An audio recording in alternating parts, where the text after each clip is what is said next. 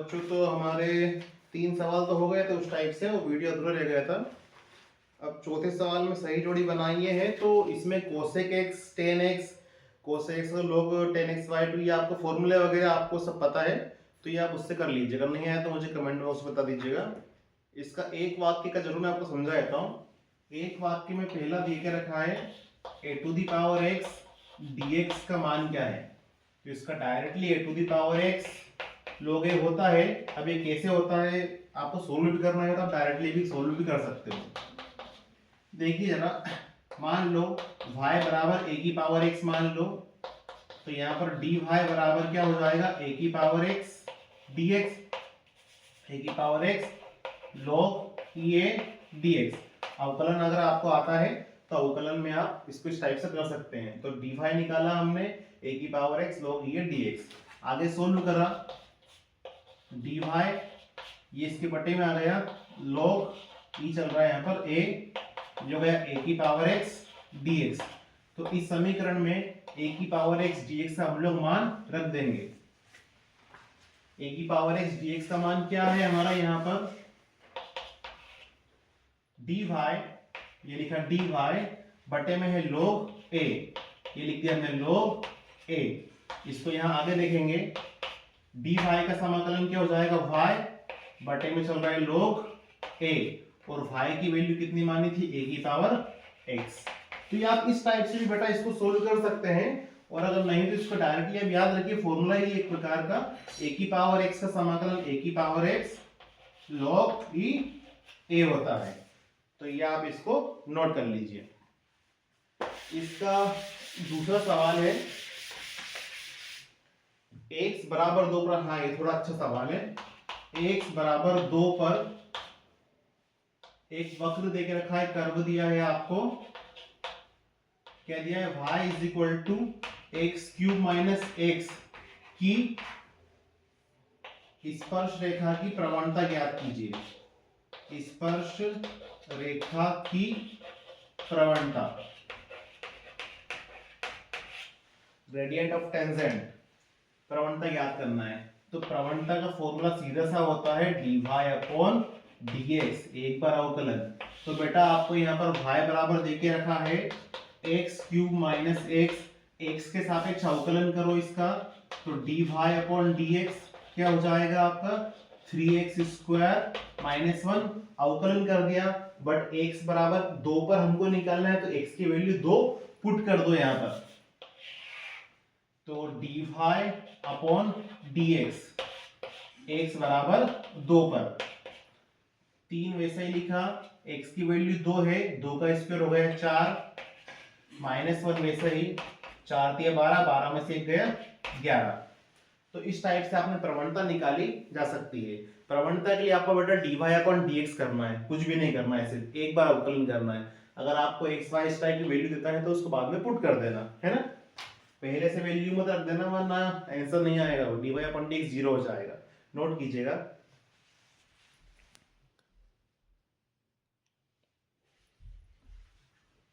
उसके बाद है अगला, देखते हैं हम। अगला देके रखा है, यदि ए एफ जो है विषम फलन है, तो हाँ ये सही बात है, बता चुके हैं आपको, एफ आपका विषम फलन है, ओड है, तो माइनस ए से A F x D x बराबर क्या होता है आपका 0 होता है। ठीक है, विषम फलन और सम फलन की परिभाषा भी आपको बता चुका हूँ, आपको फिर से समझना है बेटा तो कमेंट बॉक्स में बता दीजिएगा। और अगर सम फलन होता, एफ कैसा होता, इवन होता, तो ये 0 नहीं होता, डबल करके ये लिमिट हम इसकी ले लेते हैं। ठीक है, तो जब सम फलन हो तो ये उत्तर आता है, और विषम फलन हो तो ये उत्तर आता है। ठीक है, ये दोनों अलग अलग इसके हैं। अगला इसका है क्वेश्चन 5 का 5वां ऑब्जेक्टिव है आपका बेटा, मात्रक सदिश निकालना है। वेक्टर ए दे के रखा है 2i 3j, और क्या दे के रखा है k। तो मात्रक सदिश का फॉर्मूला बता चुका हूं आपको मैं, determinant A, sorry vector A upon में मोड ए। तो ये हमको दे के रखा है 2i 3j और k। आपको किसी का परिमाण मोड कैसे निकालते हैं, रूट में आई का कोफिशिएंट कौन है 2, 2 का स्क्वायर, ये आ गया 3 का स्क्वायर, के का कोफिशिएंट कौन है 1, 1 का स्क्वायर। तो सोल्व कर देंगे, ये हो गया आपका 4, ये हो गया आपका 9, ये हो गया आपका 1, क्या आ गया 14। तो 2/14 आई, 3/14 जेड और 1/14 के। तो इस टाइप से आप लोग मात्रक सदिश निकाल सकते हैं, ये इजी है। अगला ऑब्जेक्टिव है त्रिभुज की तीनों भुजाओं को क्रम में लेने पर उनका सदिश योग 0 होता है बेटा। त्रिभुज योग कितना होता है इसका 0 होता है, ये टॉपिक भी इजी था। अगला एक प्रायिकता का सवाल दिया है, प्रोबेबिलिटी का।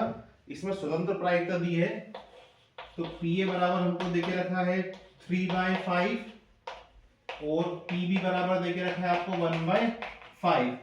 आपको फाइंड करना है पी ए इंटरसेक्शन बी।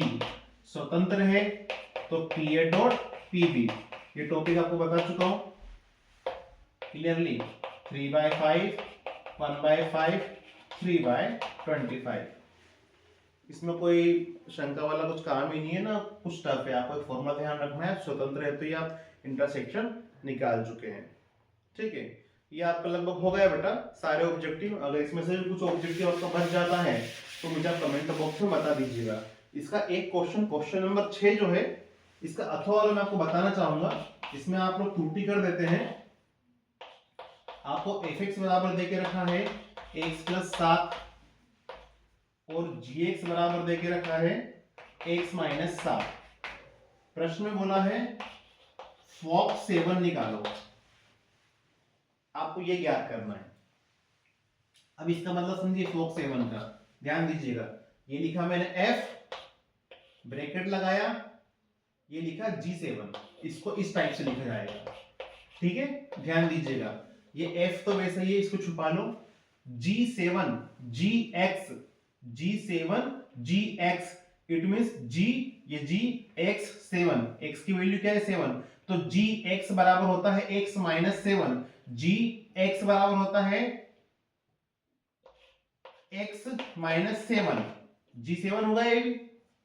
यहाँ पर x की वैल्यू कौन है 7, तो 7 - 7, ये हो गया 0, ये हो गया f 0। अभी सवाल f में बदल गया बेटा, तो f x, f 0, x की वैल्यू 0 होगी तो यहां रखेंगे। क्या लिखा है x + 7, ये लिख दिया मैंने x + 7, ये हमारा फाइनल दे देगा 7। तो हमारा फॉक 7 क्या आएगा, हमारा 7, फॉक 7 क्या आएगा 7। तो इस टाइप के सवाल जनरली आपको देखने को भी मिलते हैं। तो इस टाइप का एक सवाल आपको मैं दे देता हूं बेटा, तो आप इसे कमेंट बॉक्स में बताइएगा इसका उत्तर क्या है। आपको दे दिया मैंने यहाँ पर fx दे दिया x² + 1 और gx दे दिया मैंने आपको x - 1। अब आपको मुझे बताना है क्या फॉग और गॉफ आपस में इक्वल है, मुझे आपको ये बताना है, आपको मुझे ये बताना है। आप इसका पहले फॉग निकालिए, फॉग 2 पे करिए इसको सोल्व, फॉग 2 पर इसको सोल्व कीजिए, ठीक है।